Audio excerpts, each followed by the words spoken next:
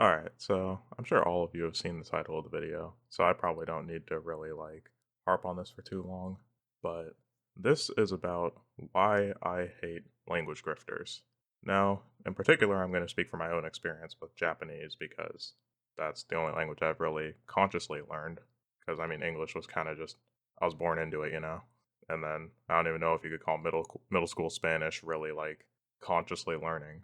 But yeah, I hate language grifters.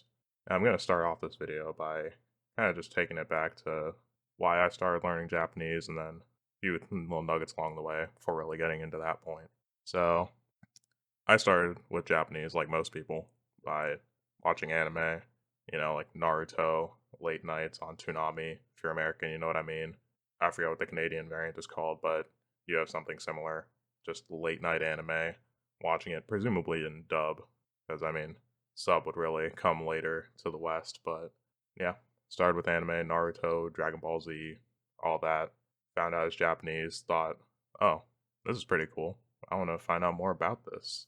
And then learning about manga. And from there is where I learned about manga, found out about release cycles, how long it took to come out in English. And I was like, oh, it comes out in Japanese like way before the English. I want to try reading this. And then I put that thought away for about 8 years because I had that thought in middle school and didn't start learning Japanese until I entered college. But finally started my journey in college, only to find out that it was honestly quite slow.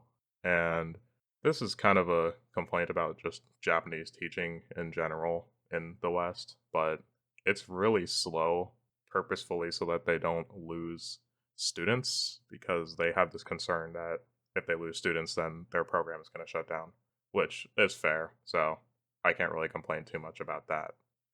But to explain the Japanese learning system a bit, starts at N5 and goes all the way down to like N1. N1 is like you can basically teach Japanese. You're like really knowledgeable on the subject.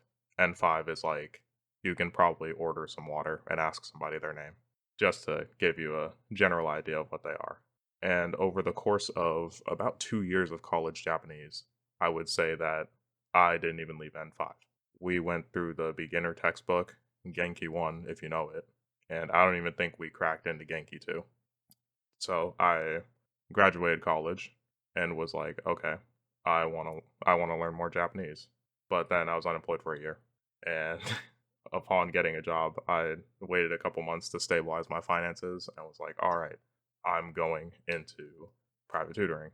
So started that, and honestly, it's been about 2 years since then. Under 2 years, actually, more like a year and a half. And I would say I've gone from N5 to honestly like high N3. That took like plenty of sessions. I only did do one a week for an hour. So maybe, I guess you could say under 100 hours, but plenty of self study, I will tell you. And reading manga, watching podcasts, listening practice, interacting with those around me, like seeking out Japanese communities, like the Japan America Society, if you have that near you, or just other speakers on Tandem. There's a bunch of methods that I've used to achieve this level, but that brings me back to my main point of language grifters. I hate grifters in general on YouTube because they kind of just they make this whole model of selling you on this bullshit that they don't actually they know it doesn't work. They don't believe in it, but it sounds good, so they put it in a video title, make a clicky, snappy little thumbnail, probably has some red and giant text in it saying something like, "Oh, you can reach N1 in under a year if you do this." You know the type. They don't even have it just for language, honestly. It's a whole section of YouTube for like finance, self help, those we need to talk about it people who just they're facing the camera, eyes closed or just straight faced. And then they have 4 panels of pictures behind them about whatever they're going to talk about in the video. You know grifters very well. Or at least I assume you do because their videos pop up on my feed all the time, but particularly for me, it's Japanese language grifters because, well, I'm a Japanese learner. And one of the first places you look for help is YouTube. Well, if you look for help on YouTube, you're probably going to fall down the rabbit hole that I did, where you're just searching for, oh, hey, how can I improve my learning, basically. How can I learn faster, more efficiently, not have to go through all the things that all these other people did? Well, unfortunately, grifting YouTube is one of the things that everyone has to go through. It's almost like a canon event. Now, that's not to say there aren't genuine YouTubers out there. Like, if you've tried learning Japanese, you've probably come across Trenton. He has, like, I think a penguin profile picture, but his videos are legitimately good. He is a crazy guy who dedicated a bunch of time in a short period, a lot of his personal time over a generally short period of time, like a year or two, just fully immersing in Japanese, like turning absolutely everything into Japanese, reading nothing but Japanese texts, novels, you name it. And that dude is incredible. He, at least from what he shows in his videos, he is functionally just fluent in the language.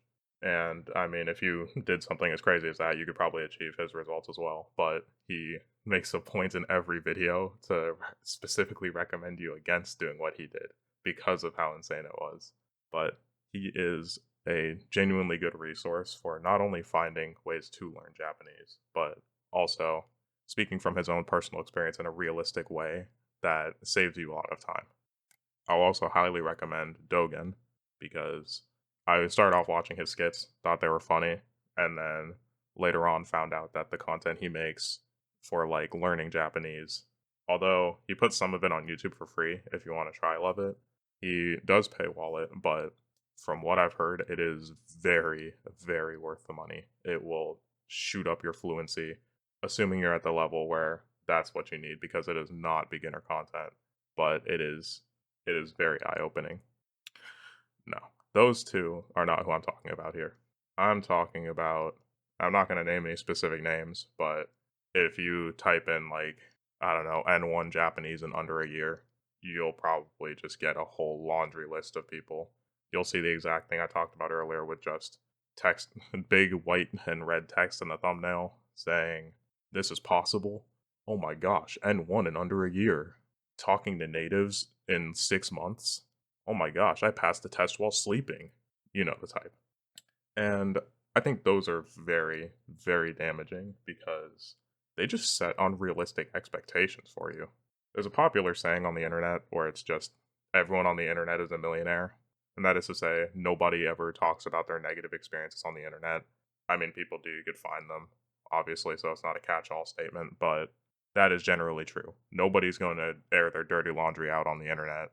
They're not going to insult themselves. If it's negative on the internet, it's presumably going to be about somebody else.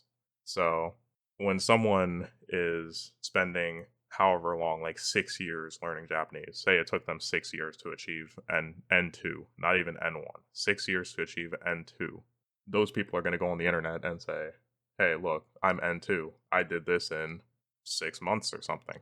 And so starts the grift because they've caught your attention, so they've already won.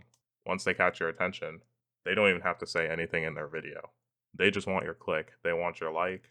And honestly, even if you just click through the whole thing, if you fall asleep while watching it, if you get them their view time, if you get them their click, get them their like, and maybe you subscribe because eventually you're hoping they'll eventually put out something of substance, they win.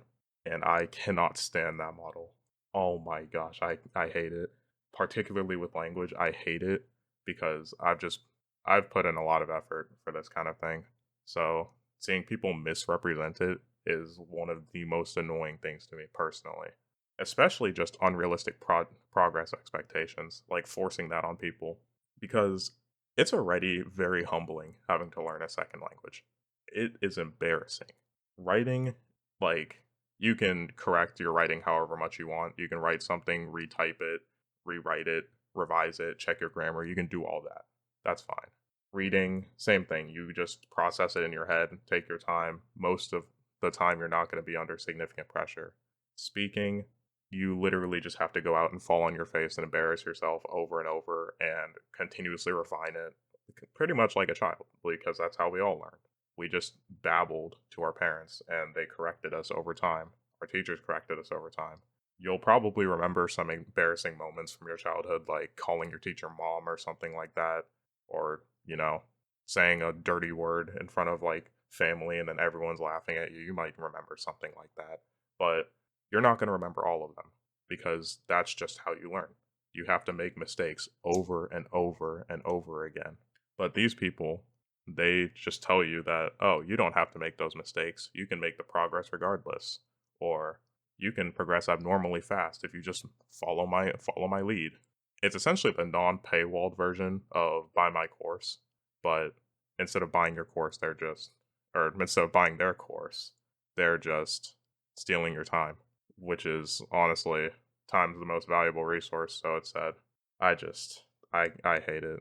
Absolutely just deplorable in my opinion. Now, honestly, backing up a bit, I want to go back to the clickbaiting because that is the most egregious thing in my opinion.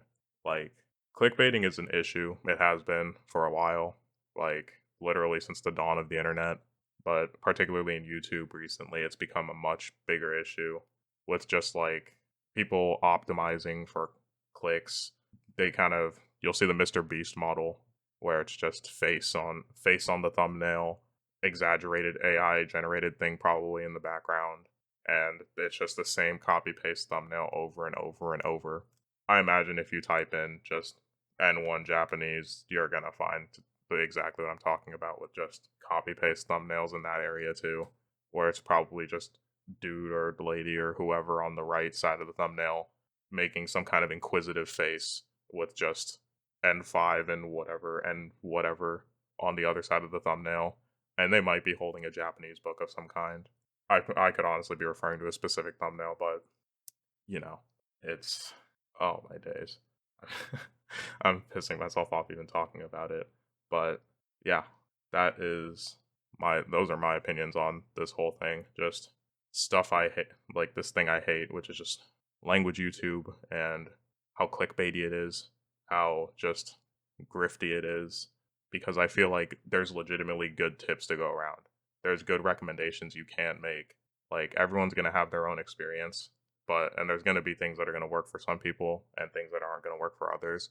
But come on, dude. There are some things that just genuinely is not going to work for the masses. So, not accurately presenting that information or trying to exploit new learners just harms the entire community as a whole. It makes people want to give up, makes people lose faith, and I just don't think that's a good thing, regardless of your stance on this. But that's just my opinion. If you guys think any different, then you can let me know down below, or I don't know, send me an email and be like, shut the fuck up, delete your channel, you know? But yeah, that's all for me. So I'll see you guys next time I have something to complain about, I guess.